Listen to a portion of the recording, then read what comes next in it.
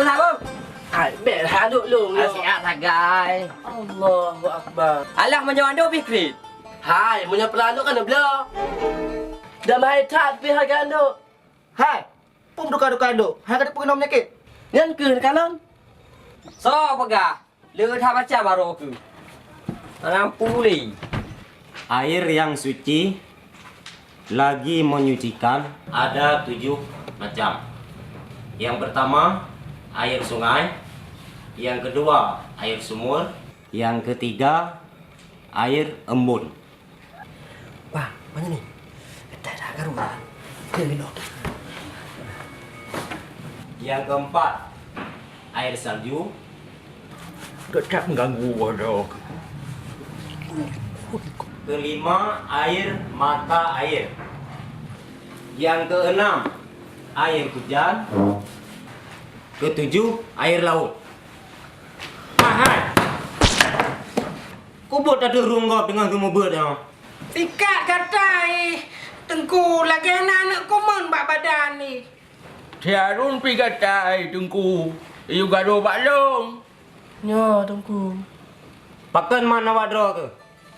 Awaknya lepas kuda tu. Bilik-bilik pi kuda. Hando pi sabe-sabe je duka pakai 2 haji. Oh menang. Jino Bandung ikut dong tayak cek bilik. Zia tengku. Ya, ya. Nyo bilik je tengku.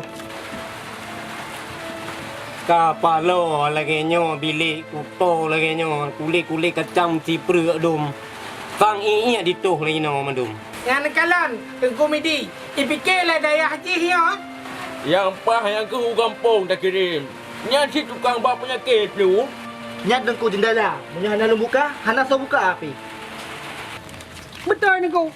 Menyelagi nyawa bilik, maka dia akan pengap hana sirkulasi udara. Awaknya hana mupom tengku. Hana sirkulasi udara, bepong. Alias le bepongnya, maka nalah sumber penyakit. Iaitu ibadah jamur, meglum. Hak tagaro ke puno tengku. Jino dro ke Bandua, ja pergi bilik.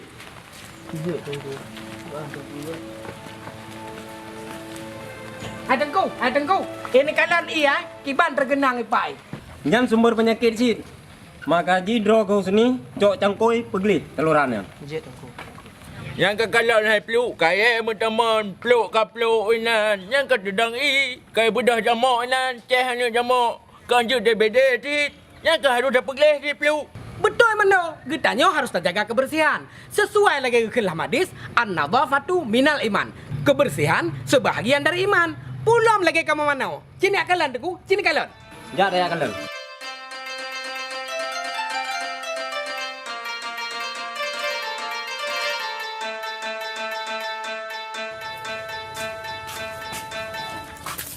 Nyo lagi nyo ia kamar mana? Paham kurang teman. Ika pergi kamar mana? Dia dulu. Tanya aja, kau ya. Gak dulu.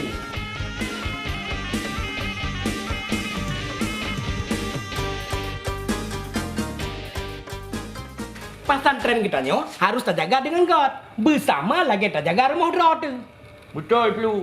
Terutama kebersihan bilik dan kebersihan lingkungan. Agar mandu murid dan tungku semua sehat. Serta jir ke belajar dengan nyaman. Anda faham? Faham. Naam.